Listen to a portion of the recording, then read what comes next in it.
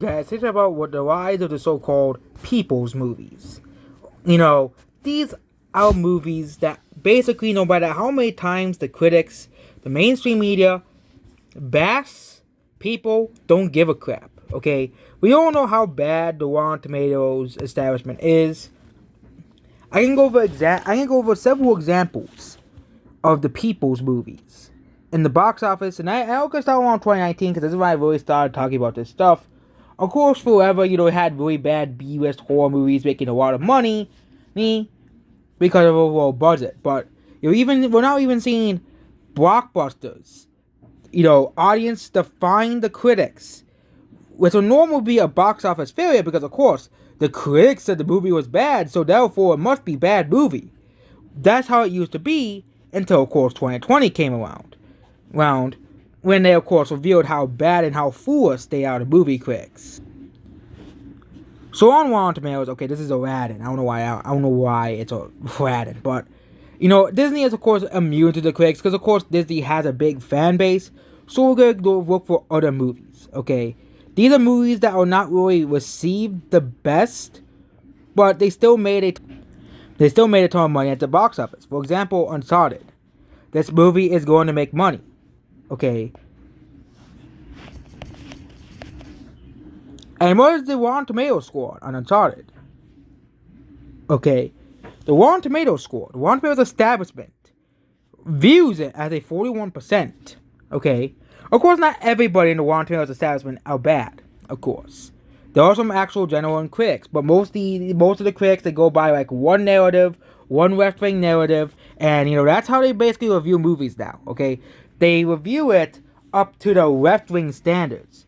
They complain when the movie isn't diverse enough, that it's or especially movies they consider too racist and too horrible, too bigoted, and it must fail at the box office. Okay, but these movies that the critics hate are not even doing bad at the box office. If this movie released in 2019, this movie will probably made only $100 million at the box office, and everybody will say it will be one of the biggest flops of the year. Worldwide, of course, that is. $100 to $150 million. This movie only has $120 million budget, so therefore it needs to make $140 million, $240 million to break even. Which the movie is going to make that much money and needs. Which is something that the Rotten Tomatoes establishment is seething at because they're losing, basically. And so there are people who do not like this movie, but people who actually like, action movies are going to go watch this movie. Nobody wants to watch the same Disney and same, Marvel bullcrap over and over and over again, okay? People want something new, okay? People want something different, okay? And this all started with a movie that I think you have all heard of before on this channel. If you're old and watch my older videos, is Alita Battle Angel. This movie came out in 2019.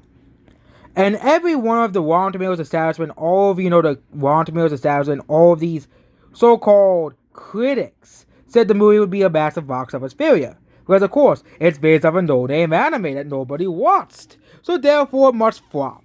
That's basically the argument, basically. That no one was going to watch it because Captain Marvel would become the greatest best-selling movie in all of history.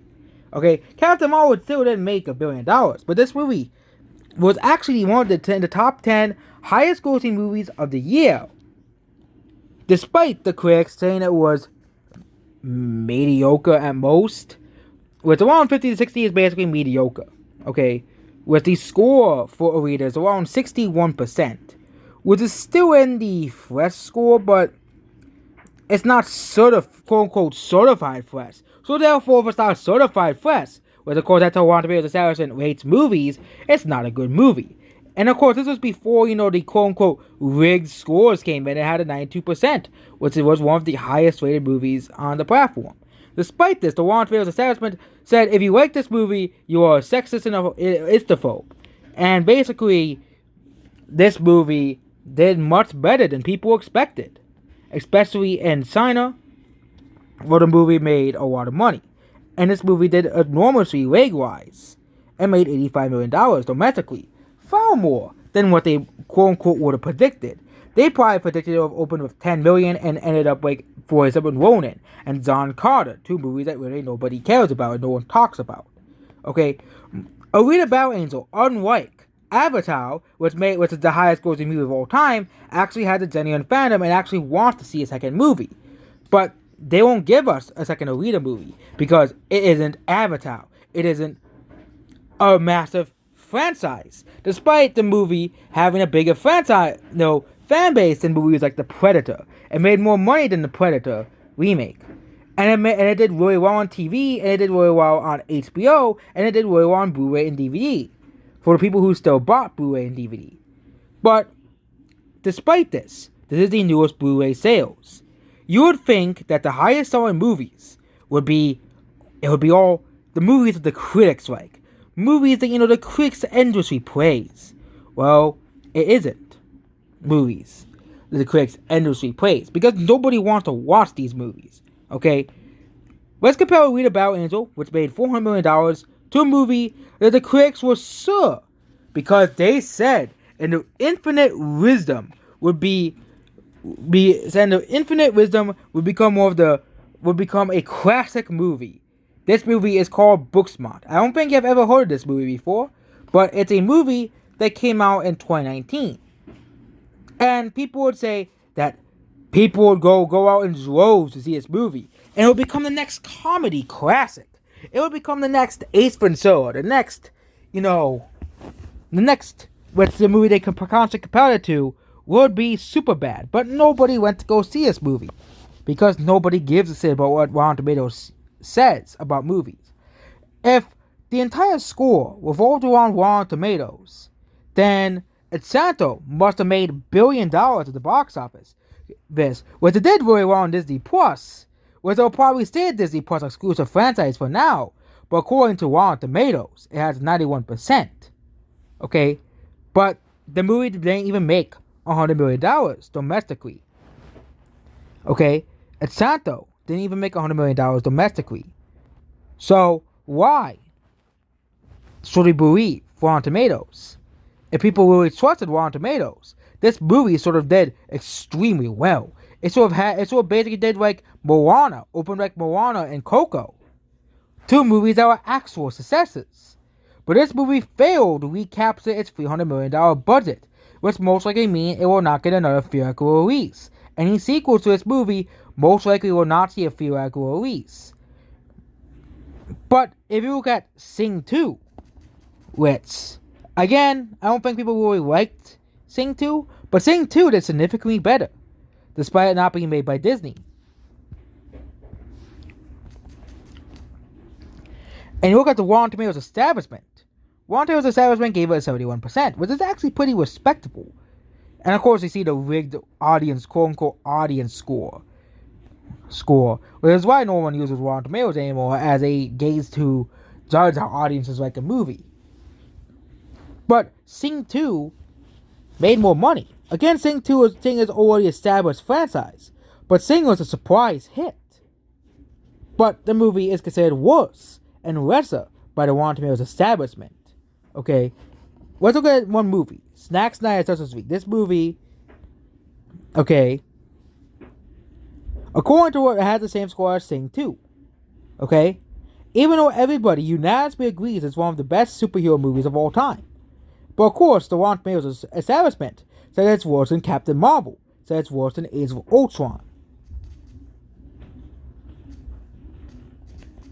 But despite this, the movie is doing pretty well in terms of ratings-wise. It's doing better than Marvel, which Marvel movies can't seem to have ratings on Blu-ray and DVD.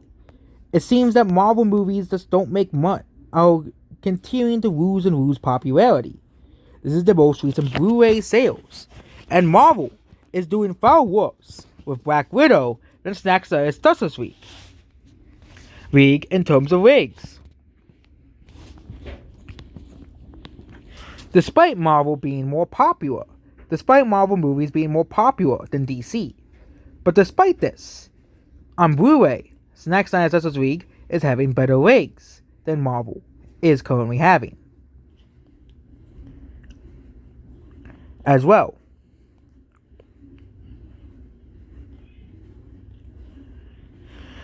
Which will make you wonder, okay, movie, and even then, last year on Blu-ray sales, was a good movie that the critics obsessively praised. Okay, Little Woman. Okay, this was a movie that the critics obsessively praised, even nominated for Oscars, and cried when Greta Gerwig was not nominated for Best Director. The feminist director of Little Women was not nominated for Best Director, even though all the movies were much more deserving than Little Women. It seems that people who do watch movies agree that Little Women nobody gives a shit about because nobody wants to watch it.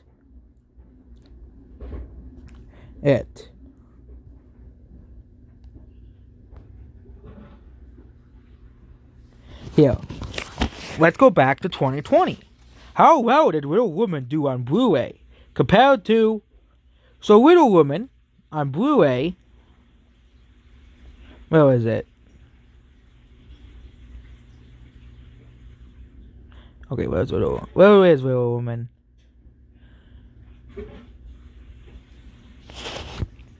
Okay, and we know it wasn't one of the best-selling movies of the year. That didn't happen because nobody watched Little Woman, despite the movie making $100 million domestically. If we go further and further down, okay, Little Woman, it was at 62. You'll think that's a respectable amount because of streaming services, but it did worse than Rampage, The Invisible Man, The Mule, Ford v Ferrari, which also had similar praise, alongside The Invisible Man. Dr. Seuss's The Grinch. Yeah, it did worse than Dr. Seuss's The Grinch. It did worse than the Mulan remake. And that was only out for like a month. Zombieland Double Tap did better. Bloodshot did better. Onward even did better. Call of the Wild did better. Doolittle, which had a really bad score on Rotten Tomatoes, did better. Yeah. Tony the Dark Fate did better. Bad Boys for Life did better. And of course, Midway did far better, and 1917 did far better than Little Woman. And of course, Sonic sold nearly 2 million copies on Blu-ray. And of course, Joker became the third best-selling movie of that year. Despite this, the critics hated Joker and wanted to make sure Joker didn't win anything at the Oscars. But despite this, Joker sold 2.5 million copies compared to Little Woman. Despite, feminists decrying that Little Woman is a masterpiece and everyone deserves to see it.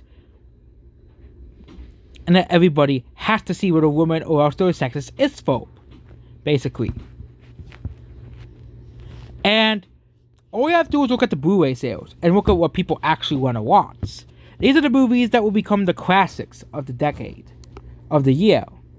Okay, Little Woman will not become a classic movie. Booksmart will not become a classic movie. If you look at 2019, best-selling Blu-rays of the year.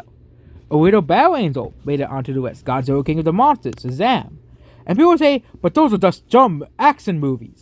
People only watch them so they can watch action scenes. Not because they actually like the story of the movies. But Star Wars Born sold 2.3 million copies. That movie was very well received. The Joker has very little action in it whatsoever. Despite this, it sold 2.5 million copies. Bohemian Rhapsody sold 3 million copies. There's no action in Bohemian Rhapsody. So if that was really a problem, the movies would be doing amazing. Okay, Mary Poppins Returns did far better than Booksmart. Booksmart didn't even reach the list. First Man, which was a really bad movie, reached the list. So you can really tell that nobody gives a shit about Rotten Tomatoes. That nobody cares about Rotten Tomatoes. And with movies finally coming back, of course, a lot of these movies didn't really do as well as previous years because, of course, movies didn't come out until like the second half of the year. I think that Blu-ray sales next year will be better than this year, simply because there's more movies coming out. We'll actually have an actual movie schedule. Unlike, half of the year we had like 2 movies and that's it. And then we finally start getting movies around June. Okay? Which usually those movies come around September to October. And we usually see those types of movies come out around the end of the year. Whereas those movies typically do worse.